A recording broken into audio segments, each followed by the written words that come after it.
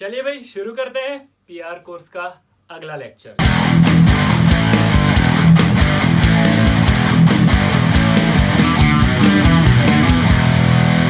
जी हाँ दोस्तों, इस लेक्चर के अंदर आज हम बात कर रहे थे इलेक्ट्रॉनिक कॉन्फ़िगरेशन की बात हमने की थी।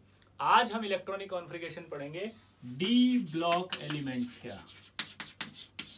ठीक है, तो डी ब्लॉक एलिमेंट में क्या होता है, एक बहुत ही खास बात होती है जिसकी वजह से बच्चे बहुत ही ज्यादा कंफ्यूज होते हैं। जैसे मान लीजिए मैंने आपको कहा Fe का कॉन्फ़िगरेशन लिखिए, तो अब Fe का कॉन्फ़िगरेशन लिखने का तरीका सिंपल वही S SP SP SDP 1 2 2 3 3 4 3 और 4। अब आप देखिए 26 इलेक्ट्रॉन भरने। भैया जिन बच्चों को नहीं पता उनको मैं बता दूं कि ये S SP SP SDP SDP SFDP और SFD इस तरह से मैंने इलेक्ट्रॉन्स भरना सिखा दिया था इससे पहले वाले लेक्चर में, पीआर कोर्स लेक्चर 7।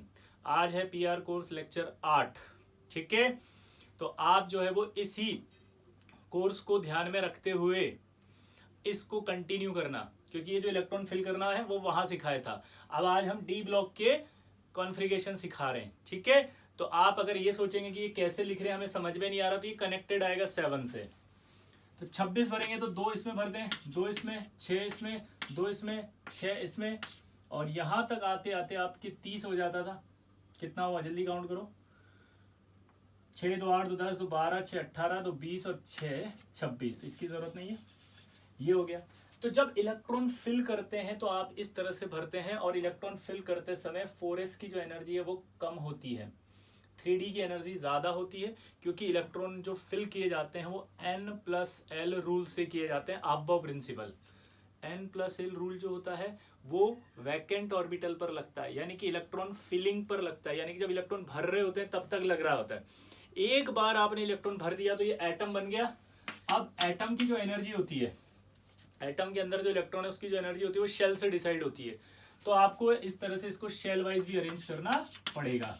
तो ये आएगा 1s2 2s2 2p6, 3s2 आएगा 3p6, फिर आएगा 3d6 4s2। तो इस तरह से आपको इसका कॉन्फ़िगरेशन लिखना पड़ेगा। तो ये दोनों ही सही माने जाते हैं। तो आप कभी एनसीईआरटी देखेंगे तो आपको लगेगा यार ऐसे लिखा हुआ है, कभी आप नेट पर गूगल पे कोई सर्च करेंगे तो आपको लगेगा ऐसे लिखा हुआ है, आप कंफ्यूज हो जाएंगे यार ऐसे लिखूं या ऐसे लिखूं, समझ में नहीं आ रहा। और एक डाउट आएगा आपको कि सर आपने तो बताया था 4s की एनर्जी कम होती है, तो सर पहले 4s आना चाहिए फिर 3d आना चाहिए, सर यहाँ पे तो ऐसे लिखा हुआ है। तो आप समझ जाएंगे अब कि जब इलेक्ट्रॉन फिल कर रहे होते हैं तब तक 4s की एनर्जी कम होती है 3d से, यानी कि जो n+l रूल लगा वो बिफोर फिलिंग ऑफ इलेक्ट्रॉन्स, यानी जब तक इलेक्ट्रॉन फिल नहीं किए तब तक n+l रूल हुआ। तो 3d की एनर्जी जो है वो 4s से ज्यादा थी। बट अगर हम आफ्टर फिलिंग ऑफ इलेक्ट्रॉन बात करें, आफ्टर फिलिंग ऑफ इलेक्ट्रॉन्स, तो फिर energy decided by shell number. After filling of electron energy of orbital decided by n, n ज्यादा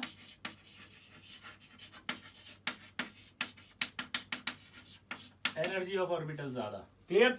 ये एक ऐसा कॉन्सेप्ट है जो इस बच्चों को नहीं समझ में आता, इसकी वजह से परेशान रहते हैं।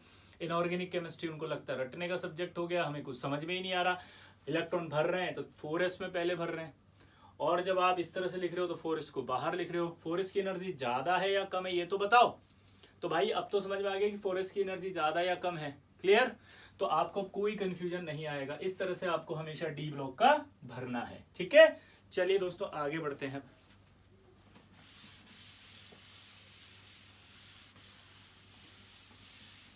तो यहां तक की बात हो चुकी है। यहां तक की बात होने के बाद अब हम बात करेंगे किसकी, देखो ध्यान से। डी ब्लॉक के भी पढ़ लिए, एस ब्लॉक के भी पढ़ लिए, पी ब्लॉक के भी पढ़ लिए। अब हम पढ़ेंगे configuration of copper and chromium.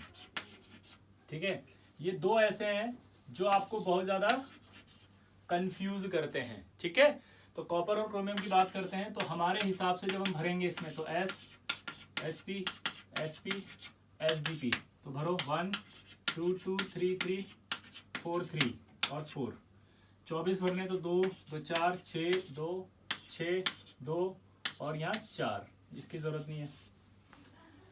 हमने जब भरा क्रोमियम में तो हमने बिल्कुल एकदम n+l रूल को फॉलो किया, आपने सर जैसा बताया वैसे ही किया, लेकिन सर यहाँ पर यह प्रॉब्लम कैसे हो गई? ये जो प्रॉब्लम है ये क्या हुई? ये प्रॉब्लम ऐसे हुई कि 4s2 4p4 हो गया, है ना। तो ये कॉन्फ़िगरेशन इसका गलत है, ठीक है, ये कॉन्फ़िगरेशन सही नहीं है। इसमें जो कॉन्फ़िगरेशन आएगा वो ये आएगा कि 2s2 2p6 3s2 3p6 4s1 और 3d5। यहाँ पर 4s1 3d5 हो जाता है, ठीक है। अब यहाँ पर हम इसको नाम देते हैं, भाई ऐसा क्यों हुआ? तो आप लोग सोचते होंगे कि एक्सेप्शन है, ये एक्सेप्शन नहीं है, इसका एक एक्सप्लेनेशन है। कोई भी चीज़ केमिस्ट्री में अगर होती है तो स्टेबिलिटी के लिए होती है। आप भी अगर कोई काम कर रहे हैं तो स्टेबिलिटी के लिए ही कर रहे हैं। आज आप ये वीडियो देख रहे हैं ताकि आपका ये टॉपिक समझ में आ जाए और जो भी कॉम्पिटिटिव एग्जाम की तैयारी आप कर रहे हैं वो आपसे हो जाए, और तैयारी के बाद आप उसको अच्छे से कर लें। आप समझ रहे बात को? तो आपका जो है वो अच्छे से सिलेक्शन हो जाएगा, रैंक अच्छी आएगी तो आपको एक अच्छी नौकरी मिल जाएगी, तो आपका परिवार और आप स्टेबल हो गए। तो आप भी तो क्या कर रहे हो? स्टेबिलिटी के लिए कर रहे हो ये सब। कोई आपसे कहे कि यार आर्ट्स वाला तो दिन भर मस्त रहता है, तू इतना पढ़ाई क्यों कर रहा है, तू तो एक्सेप्शन है, तो आप क्या उसको ये बोलोगे कि आप एक्सेप्शन हो क्योंकि वो तो नहीं पढ़ रहा, आप इतना पढ़ रहे हो? तो आप उसको जवाब दोगे भाई वो इसलिए नहीं पढ़ रहा क्योंकि वो बाद में पढ़ेगा जब यूपीएससी की तैयारी करेगा, उसके अभी सिलेबस में इतना टफ नहीं है। आज मैं इतना इसलिए पढ़ रहा हूँ क्योंकि मुझे अपना एग्जाम निकालना है और जल्दी स्टेबल होना है। तो आपने एक एक्सप्लेनेशन दिया है कि आप क्यों ऐसा कर रहे हो, आप समझ रहे हो। जबकि एक नॉर्मल बंदा ये कह सकता है कि यार ये कम पढ़ रहा, तू इतना क्यों पढ़ रहा, तो एक्सेप्शन है क्या? तो आपको पता है आप एक्सेप्शन नहीं हो, आप स्टेबिलिटी के लिए ऐसा कर रहे हो कि आप जल्दी स्टेबिलिटी मिल जाए आपको। तो ये एक्सेप्शन नहीं है, ये एक्सप्लेनेशन है, और ये ऐसा इसलिए कर रहा है कि ऐसे करने से ये ज्यादा स्टेबल है।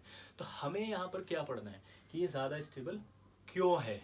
हमें क्या पढ़ना है कि ये ज्यादा स्टेबल क्यों है। तो इसको समझने से पहले कॉपर का भी लिख लेते हैं अपन। कॉपर के केस में भी देखो क्या होगा, 1s2 2s2 2p6 3s2 3p6 4s2 3d9। Normally भरोगे आप तो ऐसे भरोगे, लेकिन जब आप ऐसे भरोगे तो ये कॉन्फ़िगरेशन गलत है, ये सही नहीं है।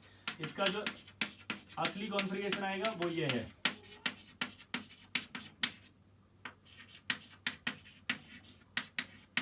थ्री 10, ठीक है।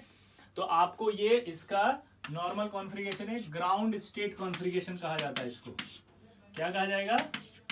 Ground state normal configuration. This is called ground state configuration, this is called ground state configuration, normal configuration है, ठीक है। अब सवाल ये आता है कि इन्होंने ऐसा क्यों किया। क्या सवाल आ रहा है जल्दी बताओ? इन्होंने ऐसा क्यों किया, बाकी में तो नहीं हो रहा था, तो उसका देखो अब आप।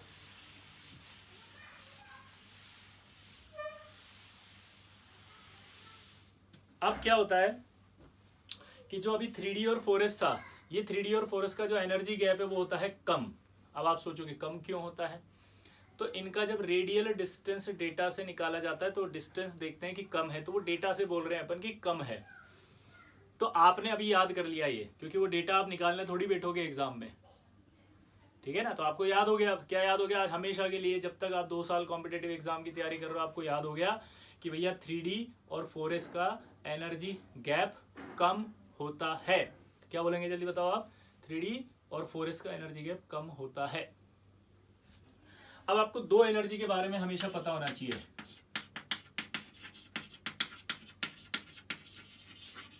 एक्साइटेशन एनर्जी और एक्सचेंज एनर्जी। ये 2 एनर्जी के डेफिनेशंस आपको पता होनी चाहिए। आपको नहीं पता होती इसीलिए आप अभी कंफ्यूज हो जाते हैं। एक्साइटेशन एनर्जी का मतलब क्या होता है? मिनिमम रिक्वायर्ड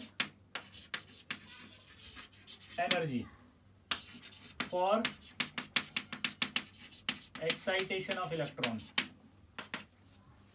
रिक्वायर्ड एनर्जी है ये, मिनिमम रिक्वायर्ड, मतलब इलेक्ट्रॉन को एक ऑर्बिटल से दूसरे ऑर्बिटल में ले जाने के लिए, या यूं कहें एक सबशेल से दूसरे सबशेल में ले जाने के लिए जो मिनिमम रिक्वायर्ड एनर्जी चाहिए होती है उसको हम कहते हैं एक्साइटेशन एनर्जी। अब एक्सचेंज एनर्जी क्या होती है? Released energy. जब इलेक्ट्रॉन एक्सचेंज करता है, जैसे मान लीजिए ये मेरे पास एक चौक है और मेरे पास ये एक पेन है, मैंने इस पेन को इसको दिया और इससे एक चौक लिया, तो ये कहलाता है एक्सचेंज। अब अगर मैं ये करता रहूँ कंटिन्यूसली तो थोड़ी देर बाद मैं थक जाऊँगा। थक रहा हूँ मतलब मेरी एनर्जी रिलीज हो रही है, मेरे से एनर्जी खर्च हो गई, रिलीज हो रही है। जब भी एक कॉन्सेप्ट आपको हमेशा याद होना चाहिए कि जब भी सिस्टम एनर्जी को रिलीज करता है वो स्टेबल होता है, और जब भी एनर्जी को एब्जॉर्ब करता है वो अनस्टेबल होता है। एक एग्जांपल के थ्रू समझते हैं। जैसे मान लीजिए आप एक जगह बैठे थे और मैं आया, मैंने कहा यार यहीं बैठे रहना, आधे घंटे तक हिलना डुलना मत, ठीक है। और मैंने आपको जो है काजू बादाम खीर पूड़ी हलवा सब खिला के बिठा दिया, बढ़िया पेट भर के भोजन। तो आपने खाना खाया, आपने जब खाना खा लिया और मैं चला गया, तो आपको पता है आपने वो खाना खाया, खाना खाते तो एनर्जी बनती है, एनर्जी जो बनती है वो ब्लड में डिजोल्व होती है और ब्लड उनको लेकर जाता है कहाँ पर, ब्लड उनको लेकर जाता है सेल्स तक और एक्टिव हो जाती है सेल्स। क्लियर। तो एनर्जी गई ना अंदर, फूड खाया तो आपके दिमाग में क्या आएगा, अरे यार बहुत खा लिया, थोड़ा वॉक कर लेता हूँ, सर तो आधे घंटे बाद आएंगे, तो आप वॉक करने निकल गए। अब मैं जब आया तो पता लगा आप जो है वो पान की दुकान पे हो, ठीक है। मैं वहाँ तक पहुँचा तो पता लगा आप जो है वो कहीं किसी खास की दुकान पे चले गए। फिर वहाँ से पता लगा कि आप जो है कोचिंग चले गए, फिर वहाँ कोचिंग गया तो पता चला वापस यहाँ आ गए। तो आप मुझे एक जगह मिल ही नहीं रहे, आप इधर उधर जा रहे हैं, मतलब एक जगह स्टेबल नहीं है आप, तो आपकी स्टेबिलिटी कम हो गई, ठीक है। दूसरे एग्जाम्पल, अगर मान लो मैंने आपको जो खाना नहीं दिया 10 दिन से, भूखा प्यासा एक कमरे में बंद रखा हुआ है, ठीक है, और आपसे कहा कि कहीं जाना मत, उठना मत, भूखे प्यासे बिल्कुल कुछ नहीं मिल रहा, तो आपकी हिम्मत ही नहीं होगी अंदर, और आपकी हिम्मत नहीं होगी तो आप जहाँ हो वहीं पड़े रहोगे, हाँ या ना। तो भाई जहाँ हो वहीं पड़े रहोगे, तो इसका मतलब ये निकला कि आप में एनर्जी गई नहीं, तो आपकी बॉडी ने जो अंदर एनर्जी थी उसको अपने लिए यूज किया, तो आपकी एनर्जी क्या हो रही, आपने एनर्जी ली नहीं, सिस्टम में एनर्जी नहीं गई, तो आप जहाँ है वहीं पड़े रहे, यानी कि स्टेबल हो। मैं आधे घंटे बाद आया तब भी आप मुझे वहीं मिले। तो एक कॉन्सेप्ट दिमाग में फिट हो जाएगा, अगर सिस्टम एनर्जी रिलीज कर रहा है तो वो कम स्टेबल, एनर्जी रिलीज कर रहा है तो ज्यादा स्टेबल, एनर्जी एब्जॉर्ब कर रहा है तो वो अनस्टेबल हो जाता है, ठीक है। तो ये आपकी रिक्वायर्ड एनर्जी हो गई, ये रिलीज एनर्जी होगी। स्टेबिलिटी कब ज्यादा होगी, जब ये एनर्जी ज्यादा हो, ठीक। अब जब क्रोमियम की बात करते हैं तो क्रोमियम में होता है 4s2 3d4 ऐसे। यहां से यहां जब आप देखोगे तो आपको क्या पता लगेगा कि इलेक्ट्रॉन यहां से यहां जाएगा तो एक्साइट होगा वो, this is called excitation. Excitation में रिक्वायर्ड होगी एनर्जी। अब अगर ये बहुत ज्यादा हो जाए, तो मैंने कहा था रिक्वायर्ड एनर्जी ज्यादा होता है तो सिस्टम स्टेबल नहीं होगा। तो क्रोमियम ने हमें समझाया कि सर मेरे केस में इसका गैप कम है, सर अगर इलेक्ट्रॉन यहाँ से यहाँ जाएगा तो बहुत कम एनर्जी खर्च होगी, ठीक है। और बहुत कम एनर्जी खर्च होने के बाद ये यहाँ पर 1 रह जाएगा, ये 3d5 हो जाएगा, और ऐसा करने से मेरी एक्सचेंज एनर्जी बढ़ जाएगी बहुत ज़्यादा। 3d5 की एक्सचेंज एनर्जी बहुत ज़्यादा हो जाती है 3d4 से। तो सर ओवरऑल इन दोनों को आप जब सम करेंगे तो एक्सचेंज एनर्जी बहुत ज़्यादा होने की वजह से एनर्जी रिलीज होगी, और अगर एनर्जी रिलीज होगी तो सर मैं बहुत ज़्यादा स्टेबल हो जाऊंगा। इसलिए क्रोमियम कह रहा है कि सर प्लीज मुझे अलाउ करें कि मैं ऐसे ना रह के ऐसे रहूं, क्योंकि मैं ऐसे रहने की बजाय ऐसे रह रहा हूं तो मैं ज्यादा स्टेबल हूं, ठीक है। अब कैसे पता लगा एक्सचेंज का वो देखते हैं। एक्सचेंज का पता ऐसे लगा कि सबसे पहले हमें पता लगना चाहिए कि एक्सचेंज कैसे देखते हैं। तो हमने कहा ये D4 था पहले, 1 2 3 4 5, D4 था तो 1 2 3 4, और ये D5 बन गया था, तो ये 1 2 3 4 5 हो गया था। अब एक्सचेंज देखो, इस इलेक्ट्रॉन का सबसे पहले मैंने आपसे कहा था एक्सचेंज का मतलब क्या होता है, मैंने इसको कुछ दिया तो इसने मुझे कुछ दिया, उसे एक्सचेंज कहते हैं। दिस इज नॉट एक्सचेंज कि मैंने ये दे दिया है और ये इसने इसको कुछ नहीं दिया। तो एक्सचेंज सिर्फ तभी होगा जब ये इलेक्ट्रॉन और ये इलेक्ट्रॉन मतलब ये आपस में अपनी पोजीशन चेंज करेंगे। तो ये इलेक्ट्रॉन इसके साथ भी जा सकता है एक्सचेंज में, इसके साथ भी जा सकता है, इसके साथ भी जा सकता है, तो यानी इस इलेक्ट्रॉन के 3 एक्सचेंज हो गए।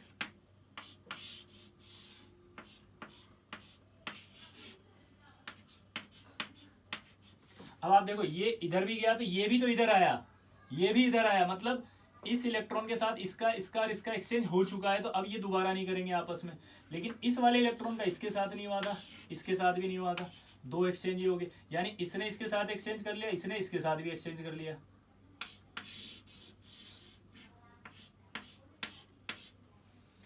अब देखो इधर 1 2 3 4, अब ये एक्सचेंज इसके साथ कर चुका, ये इसके साथ कर चुका, ये इसके साथ कर चुका, तो ये वाला इसके साथ करेगा एक एक्सचेंज। तो अगर आप ध्यान से देखें तो टोटल एक्सचेंज कितने हुए,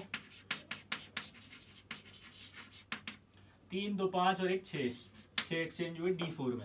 अब D5 में देखो, ये इसके साथ करेगा 1, ये 2, ये 3, ये 4, तो इसके लिए तो 4 एक्सचेंज आ गए।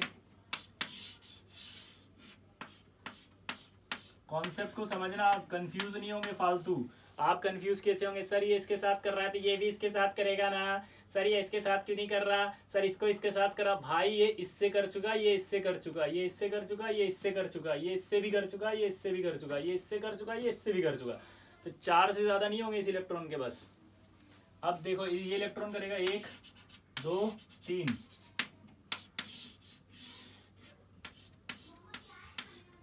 1 2 3 4 5, ये कर चुका तो ये बचा, ये 1 ये 2, 2 एक्सचेंज, 1 2 3 4 5, ये बचा 1, तो ये 1 एक्सचेंज। टोटल कितने एक्सचेंज हुए, 4 3 7 2 9 और 1 10। अब मुझे बताओ, ये D4 रहता है तो एक्सचेंज होते हैं 6, और ये रहता है तो एक्सचेंज होते हैं 10, तो टोटल नंबर ऑफ एक्सचेंजेस किस में ज्यादा, इसमें। तो जो एनर्जी रिलीज होगी वो किस में ज्यादा, D5 में। तो यहाँ पर दिमाग लगाता है कि अगर मैं 2 रुपए खर्च करूं, 2 रुपए खर्च करने का लॉजिक क्या होता है, 2 रुपए खर्च करने का लॉजिक ये है कि एक्साइटेशन एनर्जी, यानी कि 4s से 3d में अगर इलेक्ट्रॉन लेके जाऊंगा तो एक्साइटेशन एनर्जी तो लगेगी, यानी 2 रुपए तो खर्च होंगे मेरे। लेकिन इस 2 रुपए से अगर 2000 रुपए मिल रहे हो तो मैं 2 रुपए खर्च करके 2000 रुपए ले लूंगा, यानी कि एक्सचेंजेस बहुत ज्यादा हो जाएंगे, एक्सचेंज एनर्जी बहुत ज्यादा रिलीज होगी। बहुत ज्यादा रिलीज होगी तो इसका मतलब क्या होगा, बहुत ज्यादा स्टेबिलिटी आ जाएगी, समझ गए। तो बहुत ज्यादा स्टेबिलिटी आ जाएगी तो मैं ऐसा कॉन्फ़िगरेशन एक्सेप्ट करना चाहूंगा, ठीक। तो यानी कि क्रोमियम और कॉपर के केस की बात करें अगर हम, तो क्या हो रहा है, क्रोमियम के केस में एक्साइटेशन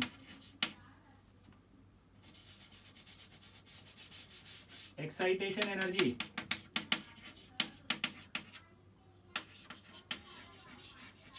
कम आ रही है, किससे,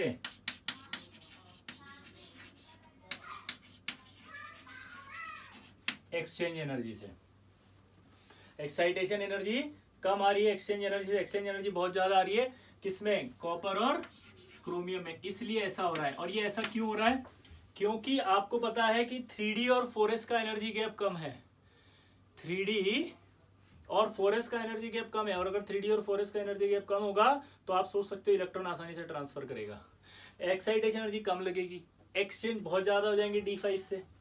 इसको जब ये आधा भरा हुआ है तो इसको कहते हैं हाफ फिल्ड, क्या कहते हैं, half filled configuration.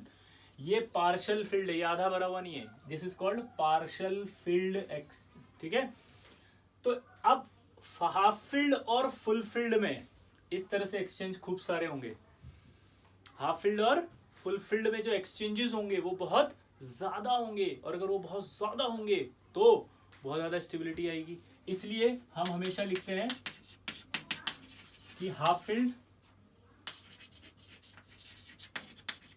And fully filled configurations are more stable than partial filled. क्या लिखते हैं, हाफ फील्ड एंड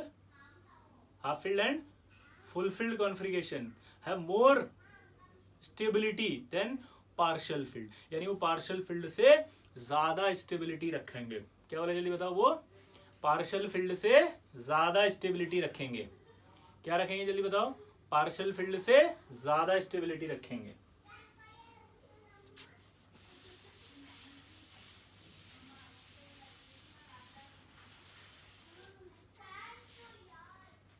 क्लियर हो गया यहाँ तक, सिंपल। अब सबसे पहले हम ऐसे बार बार नहीं निकालते, एक फॉर्मूला होता है नंबर ऑफ एक्सचेंजेस निकालने का, n(n-1/2). देखिए अगर हम 5 नंबर ऑफ एक्सचेंज, ये n बराबर होता है नंबर ऑफ इलेक्ट्रॉन्स हैविंग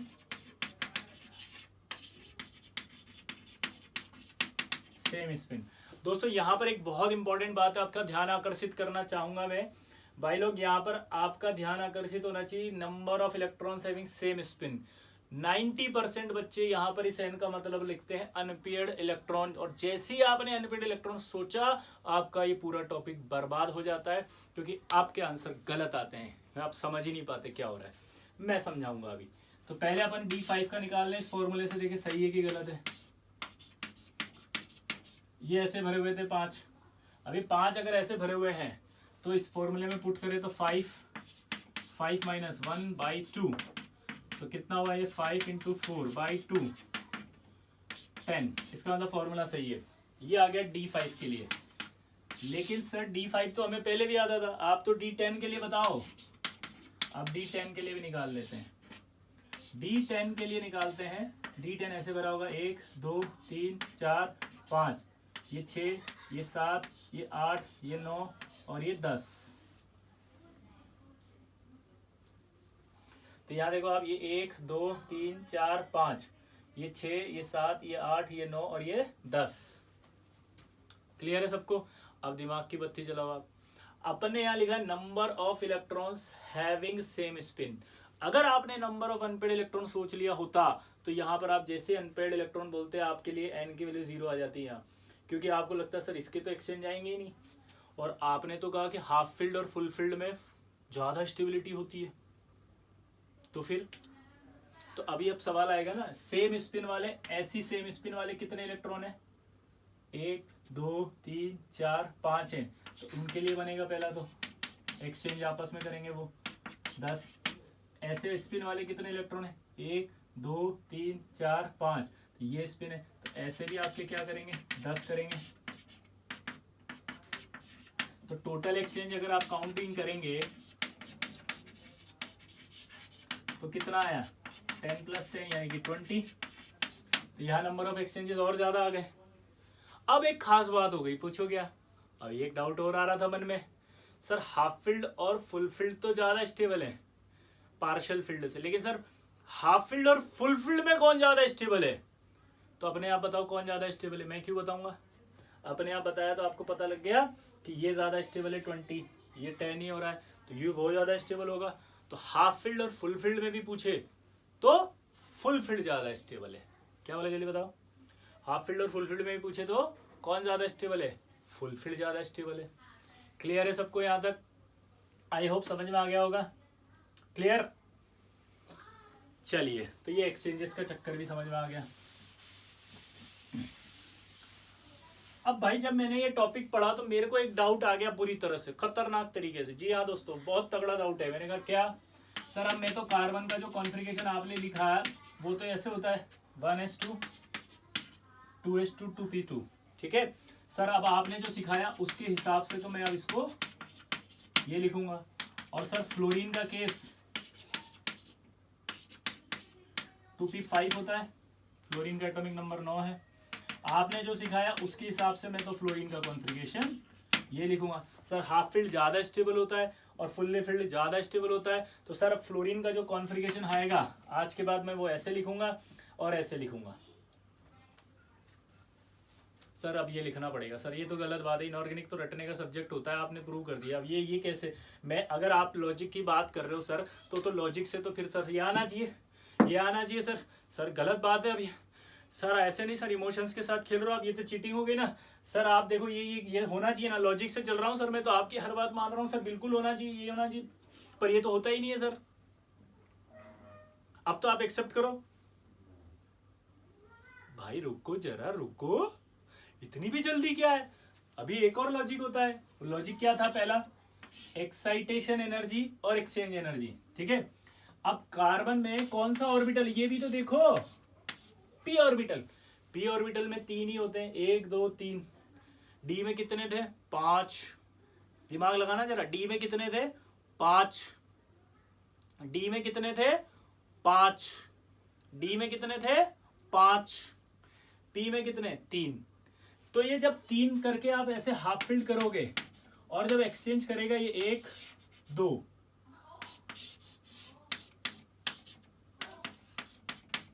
और ये 1, इससे 1 होगा, फिर टोटल एक्सचेंज ही 3 होंगे। इन 3 एक्सचेंजेस से जो एनर्जी निकली बहुत ही कम होगी। जबकि डी में 5 एक्सचेंज होने से 10 डी में 5 ऑर्बिटल होने से 10 एक्सचेंज आए थे, तो 10 एक्सचेंज करने से एनर्जी ज़्यादा निकलेगी। ये ऐसा ही हो गया जैसे आपको डंबल दे दिए, 3 डंबल लगाया आपने, कुछ भी नहीं हुआ, और एक आपको 10 बार लगाने के लिए कह दिया तो जान निकल गई। तो क्लियरिटी आ रही है मेरे कि अगर मैं पी में इस तरह का कॉन्फ़िगरेशन लिखता हूं तो जो एक्सचेंज होंगे वो कम होंगे। एक्सचेंज अगर कम होंगे तो एक्सचेंज एनर्जी कम निकलेगी, और अगर एक्सचेंज एनर्जी कम निकलेगी तो स्टेबिलिटी कम होगी।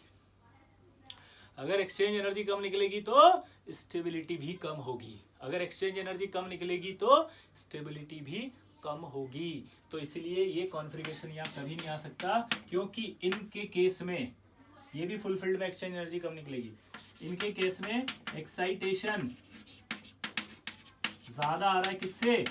एक्सचेंज, तो ये कभी नहीं देख सकते। तो पी वाला जो भी एलिमेंट है जिसके अंदर हाफ फिल्ड हो सकता है पी या फुल फिल्ड हो सकता है पी, उसमें कोई ऐसे कॉन्फ़िगरेशन में चेंज नहीं आएगा। लेकिन अब देखो लॉजिक की बात, अगर डी में 5 हैं और डी में हाफ फिल्ड और फुल फिल्ड होता है तो एफ में 7 होते हैं, एफ में तो कंफर्म हाफ फिल्ड और फुल फिल्ड आएगा फिर, क्योंकि अगर डी में हो सकता है तो एफ में भी आएगा, यानी एफ में भी हाफ फिल्ड कॉन्फ़िगरेशन बनेगा और एफ में भी फुल फिल्ड कॉन्फ़िगरेशन बढ़ेगा। यानी कि जैसा क्रोमियम में हो रहा है, कॉपर में हो रहा है डी ब्लॉक एलिमेंट में, वैसे ही एफ ब्लॉक एलिमेंट में जब वो हाफ फिल्ड बनने की कोशिश होगी एफ में तब वो होगा, और जब फुल फिल्ड होने की कॉन्फ़िगरेशन की इच्छा तो वहां पर भी एफ में होगा। मैं आपको इसका प्रूफ देता हूं। अगला एलिमेंट गैडोलिनियम।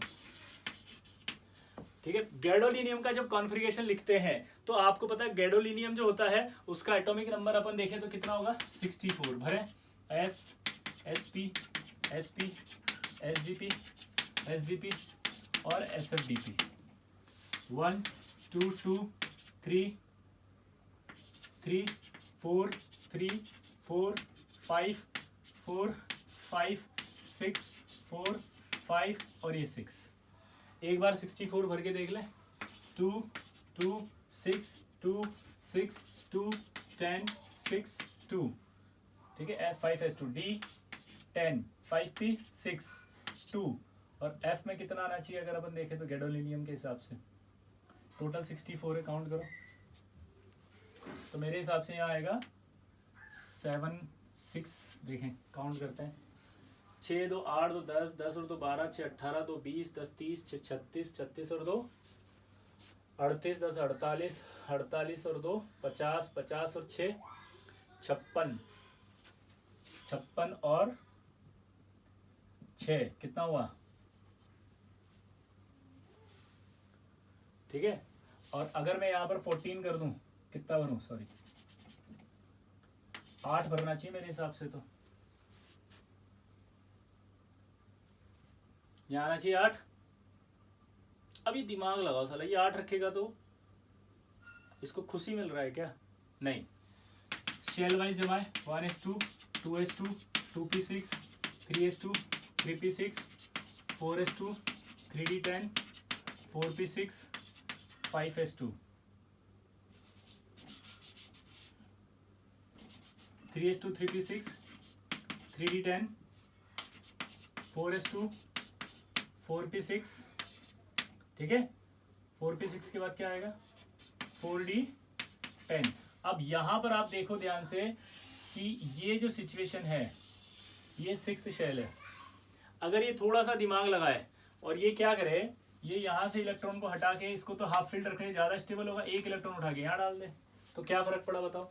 फर्क ये पड़ा कि इसने अपना हाफ फील्ड कर लिया, तो इसलिए एक इलेक्ट्रॉन उठा के डी, क्योंकि 4f और 5d का भी एनर्जी गैप बहुत कम है, तो उसको इधर से इधर इलेक्ट्रॉन निकालने में बहुत कम एनर्जी चाहिए, और ऐसा करते ही वो हाफ फील्ड हो गया F7 हाफ फील्ड। एक्सचेंज बहुत ज्यादा, और अगर एक्सचेंज बहुत ज्यादा तो एक्सचेंज एनर्जी बहुत ज्यादा, एक्सचेंज एनर्जी अगर बहुत ज्यादा रिलीज होगी तो स्टेबिलिटी बहुत ज्यादा बढ़ जाएगी, स्टेबिलिटी बहुत ज्यादा बढ़ जाएगी। तो स्टेबिलिटी अगर बहुत ज्यादा बढ़ गई तो उस कंडीशन में आप देख सकते हो कि क्या होगा। तो ये F7 रखेगा, तो एक्सेप्शन नहीं हुआ, ये लॉजिक हुआ कि यार ये भी हाफ फील्ड ऐसे एक्सचेंज करेगा। तो आप जब जमाओगे तो 4s2 4p6 4d10 और 4f7 5s2 5p6 और 5d 1 आ जाएगा लास्ट में ऐसे, ठीक है। तो इस तरह से गैडोलिनियम का हो जाएगा। अब गैडोलिनियम के बाद अगर अपन बात करें लुटीशियम 71, तो इसके अंदर भी लास्ट में क्या हो जाएगा 4f14 5d1। तो ये d1 क्यों आया, अपने आप समझ गए होंगे कि फुल्ली फिल्ड करके उसने इधर फेंक दिया, ठीक है, क्लियर। तो इस तरह से आपको ये एक्सेप्शंस नहीं थे, एक्सप्लेनेशन थे जो समझने थे।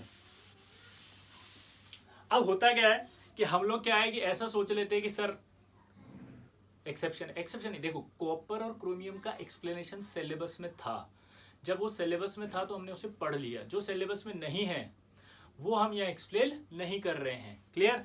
तो अब जैसे मैं अगर कहूँ कि कॉपर का Ag का और Au का है, तो अब समझ गए होंगे कि इसका तो आएगा 3d10 4s1, इसका क्या आ जाएगा 4d10 5s1, इसका क्या आ जाएगा 5d10 6s1, क्योंकि ये इसी एक ही फैमिली के मेंबर है, ठीक।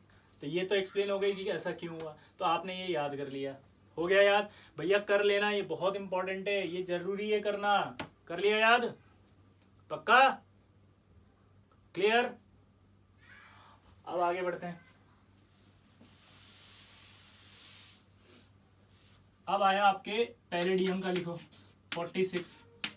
पैलेडियम का जब 46 लिखते हैं तो 1s2 2s2 2p6 3s2 3p6 4s2 3d10 4p6 5s2 5p6 5s2 और 4d8। देखो जरा हुआ क्या 46, 6 यही लिख दो क्या 4d8, देखो 6 2 8 2 10 10 2 12 6 18 18 2 20 10 30 6 36 2 38 46। लेकिन इसका जो कॉन्फ़िगरेशन है अब वो आपको याद करना है, एक्सप्लेनेशन इसका भी है लेकिन सिलेबस में नहीं है। तो अब अगर एग्जामिनर ने दे दिया तो हमसे गलती ना हो जाए, इसलिए हम इसको याद रख लेते हैं। कुछ चीजें याद रख लो तो ऐसा कुछ नहीं होता कि गुनाह हो गया, पॉइंट को समझना आप, आपकी इज्जत में कोई कमी नहीं आ गई, यहां से 2 इलेक्ट्रॉन शिफ्ट हो जाते हैं। अब क्यों होते हैं इसका लॉजिक होगा ये भी पता है आपको, क्योंकि वो लॉजिक जो है वो आपके सिलेबस में नहीं, इसलिए यहाँ पर डिस्कस नहीं करेंगे।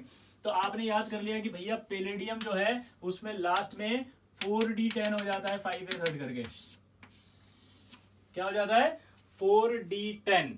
तो ये आपके दिमाग में बैठ जाना चाहिए अच्छे से, क्योंकि एग्जामिनर देगा ऐसे सवाल, क्वांटम नंबर पे रिलेटेड सवाल करेगा कि इसका लास्ट इलेक्ट्रॉन कौन सी सबशेल में है, तो आपका डी आना चाहिए। अगर आपने नहीं याद किया तो आप गलत से 5s लिख कर आओगे, आपका सवाल गलत हो जाएगा। और बता दूं जेई में कई बार आ चुका, इसीलिए हम इसको याद करने के लिए बोल रहे हैं, और जानबूझ के जेई वाले देते हैं ये, समझ के बात को, पक्का।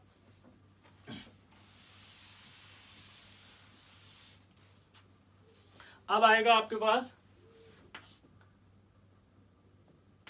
लेंथेनम और एक्टिनम। लेंथेनम होता है 57 और एक्टिनम होता है 89। इसमें भी जब आप डायरेक्ट भरेंगे तो लास्ट इलेक्ट्रॉन जब आपका जो है उसमें 4f में ना जाकर इसमें लास्ट में 4f1 में आना चाहिए और इसमें 5-1 में आना चाहिए, पर वो लास्ट इलेक्ट्रॉन यहाँ नहीं जाएगा, इसमें भी यहाँ नहीं जाएगा, वो जाएगा यहाँ पर 5d1 और यहाँ जाएगा वो 6d1 में। तो आपको ये याद रखना, लास्ट इलेक्ट्रॉन लेंथेनम का 4f में ना जाकर के 5d1 में जाता है, और एक्टिनम में जो है वो लास्ट इलेक्ट्रॉन जो है वो 5f में ना जाकर 6d में जाता है। तो ये दोनों n+l रूल को फॉलो नहीं कर रहे हैं। क्यों नहीं कर रहे हैं ये भी सिलेबस में नहीं है, ये भी याद रखना पड़ेगा आपको। सवाल आ गया क्वांटम नंबर का कि लास्ट इलेक्ट्रॉन किस में पाया जाता है, तो फिर इसमें नहीं इसमें आएगा, इसमें नहीं इसमें आएगा, ठीक है। तो ये बहुत इंपॉर्टेंट चीजें होती है जो आप कंफ्यूज हो जाते हैं। सिर्फ आपको कुछ नहीं करना है, इनको बॉक्स बनाना है, कागज पे चिपकाना है और बोर्ड पे लगाना है। ये सब अलग हट गए, बाकी सबका एक्सप्लेनेशन है। 2-3 चीजों के एक्सप्लेनेशन नहीं है, इसके चक्कर में पूरे सब्जेक्ट को थोड़ी बर्बाद करोगे। इनके सारे एक्सप्लेनेशन अगली क्लासेस में आएंगे जब हायर एजुकेशन में आप जाओगे। तो यार चालाकी से काम करना है, यहाँ पे अपने आप को परेशान नहीं करना है। जीवन में भी हर चीज का एक्सप्लेनेशन नहीं मिलता है, लेकिन हम जीवन जीते हैं, ठीक है। तो इसी तरह से आपको भी समझना पड़ेगा, और समझदारी से 2-3 कॉन्फ़िगरेशन चुपचाप कागज में लिख के चिपका दो, चिपका के लर्न कर लो, खत्म। साला सवाल पूछा सवाल कर दिया, कितना ईजी है सब कुछ, कुछ भी लफड़ा नहीं है। पर आधा घंटे कोस लेंगे इसको, पर इसको पढ़ेंगे नहीं। कोसना नहीं है, इसको पढ़ना है, इसको याद रखना है। तो लास्ट इलेक्ट्रॉन 5d में और या 6d में। अब ये कैसे है लास्ट इलेक्ट्रॉन का मतलब नहीं समझ में आ रहा सर, मैं समझाता हूँ। एक से समझा दूंगा, लेंथेनम एक्टिनम अपने आप समझ जाओगे आप। 57 अगर मैं भरूँ S S P S P S D P और एस एफ डी पी, अगर मैं यहाँ से भरता हूँ तो 1 2 2 3 3 4 3, ठीक है, 5 4 भी आएगा ना, 5s 4d 5 6 4 5 और ये 6p।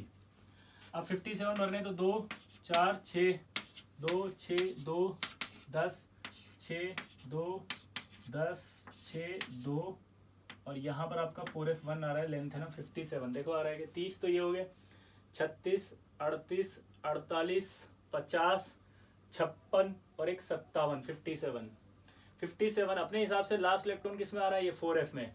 तो हमने क्या कहा कि लेंथेनम में लास्ट इलेक्ट्रॉन 4f में ना जाकर 5d में चला जाता है, ये खाली रहेगा ये f। इसीलिए हमने कहा था कि लेंथेनम किसको फॉलो नहीं कर रहा है, n+l रूल को फॉलो नहीं कर रहा है। इसीलिए हमने क्या कहा था कि ये n+l रूल को फॉलो नहीं कर रहा, इसीलिए हमने क्या कहा था कि ये n+l रूल को फॉलो नहीं कर रहा। क्लियर सबको? क्या कहा हमने, जल्दी बताओ। n+l रूल को फॉलो नहीं कर रहा। क्लियर है सबको? आया ना? सिंपल बोलो। ये आपके पास इंपॉर्टेंट चीज आ गई, ठीक। इसी तरह से वो एक्टिनम के लिए भी था। क्लियर है सबको? तो हमें एफ ब्लॉक में 2 तो याद हो गए, लेंथेनम एक्टिनम। क्रोमियम और कॉपर का याद कर लेना। पैलेडियम अपने पास आ ही गया, ठीक है। इसी तरह से आपको एक प्लेटिनम का भी याद होना चाहिए। प्लेटिनम के अंदर हम बात करते हैं निकल। पैलेडियम तो कर ही लिया, और प्लेटिनम के अंदर बड़ा अजीब है। वैसे तो हमारे पास होना चाहिए 3d8 4s2, ये निकल का होता है। पैलेडियम का क्या हो गया, 4d0 5s 4d10 5s0, और इसका हो जाता है 5d9 6s1। क्लियर? तो ये आपके पास दिमाग में होना चाहिए प्लेटिनम का, ठीक है, कि ये आपको दिमाग में अच्छे से बैठे, क्योंकि ये भी आपसे पूछा जाएगा, और जब ये पूछा जाएगा तो आप गलत नहीं करेंगे। पक्का? प्लेटिनम का एटॉमिक नंबर लिखो, एक बार लिखो ढंग से। तो प्लेटिनम का एटॉमिक नंबर आप लिखोगे तो एटॉमिक नंबर क्या होता है इसका बताओ।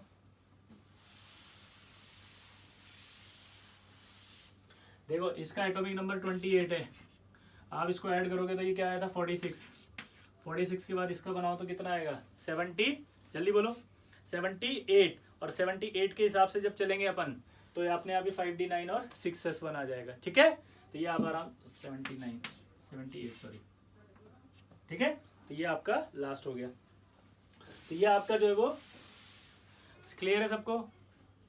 प्लेटिनम ये, तो ये कॉन्फ़िगरेशंस की सारी कहानी आपको टिप्स पे रखनी है।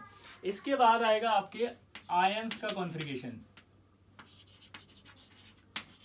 Configuration of ions. अब ये आयंस का कैसे निकालते हैं, जैसे मेरे से कहा Fe+2 का कॉन्फ़िगरेशन लिखो। अब भाई Fe+2 का लिखो तो सबसे पहले क्या करना चाहिए, सबसे पहले उसके एटम का कॉन्फ़िगरेशन लिखा जाता है। सबसे पहले आपको उसके एटम का कॉन्फ़िगरेशन लिखना है। एटम का कॉन्फ़िगरेशन लिखने के बाद उसके आउटर शेल में से इलेक्ट्रॉन को निकालना है। क्या बोला, जल्दी बताओ। एटम का कॉन्फ़िगरेशन लिखना है और फिर आउटर शेल जो होता है, आउटर मतलब सबसे बाहर वाला, उसमें से इलेक्ट्रॉन को निकालना है। तो जैसे पहले Fe+2 का निकला है तो Fe+2 का नहीं लिखना, पहले Fe का लिखना है। 1s2 2s2 2p6 3s2 3p6 4s2 3d6। फिर नॉर्मल भरने के बाद आपको मैंने क्या सिखाया था, शेल वाइज लिखो, तो आपने शेल वाइज लिख दिया।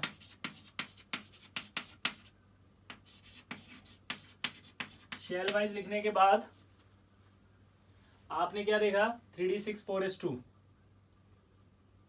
3d6 4s2। आउटर शेल कौन सा है, अगर मैं Fe+2 बनाऊंगा तो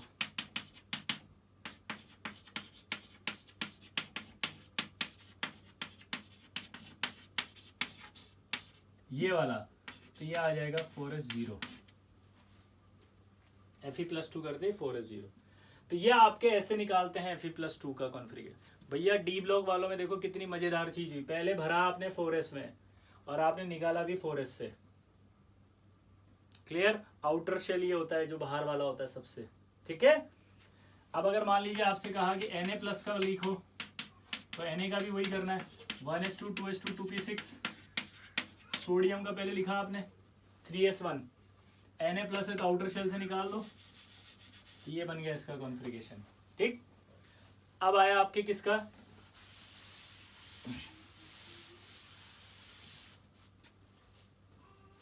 Cl- का। जैसे माइनस का बनना है तो 17 है, तो आप सबसे पहले इसको लिखो 1s2 2s2 2p6 3s2 3p5।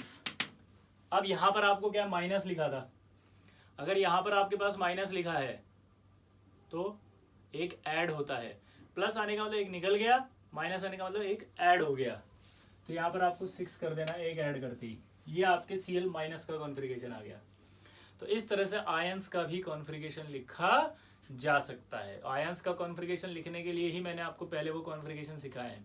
तो अगर आपको कॉन्फ़िगरेशन पर कमांड करना है तो जो मैंने आज पढ़ाया उसको अच्छे से पढ़ लेना, आपको कभी कोई प्रॉब्लम नहीं आएगी। बढ़िया से तसल्ली से, मतलब आपको भले ही तकलीफ हो पर याद कर लेना साला आज कसम खा के, ठीक है। और बहुत बहुत शुक्रिया आप सबका, ठीक है। इसी तरह से सब्सक्राइब करते रहे। मैं फिर से बोल रहा हूँ, जब तक आप सब्सक्राइब नहीं करेंगे PR कोर्स नहीं आएगा। जितने भी बच्चों ने अगर ये देखा है आज और उन्होंने अगर सब्सक्राइब नहीं किया हुआ तो आप IIT की कसम है, आपको नीट की कसम है और JEE मेन की कसम है, सब्सक्राइब कर लेना प्लीज़। क्योंकि अगर आप आगे का लेक्चर चाहते हैं तो वो तभी आएगा जब आप सब्सक्राइब करोगे, क्योंकि मुझे लगना चाहिए लर्नर्स हैं। जैसे कि मुझे लगा कि हाँ लर्नर से बढ़ रहे लर्नर, तभी तो मेरे अंदर एनर्जी आई और मैं आपका आज ये लेक्चर बना पाया। तो प्लीज़ जिन्होंने भी देखा है वो सिर्फ एक बटन से अपने लिए नहीं दूसरों के लिए बहुत बेनिफिट कर सकते हैं, क्योंकि आपकी वजह से हो सकता है ये कोर्स आगे कंटिन्यू रहे और कोई और बच्चा अगले साल भी इसका फ़ायदा उठाए या इस साल उठाए या रिवीजन के लिए उठाए। क्योंकि भाई आपने जो कोर्स देखा ऐसा थोड़ी कि अभी ख़त्म हो गया, अभी तो आपको JEE मेन देना है, नीट देना है, IIT देना है, तो रिवीजन की भी ज़रूरत पड़ेगी।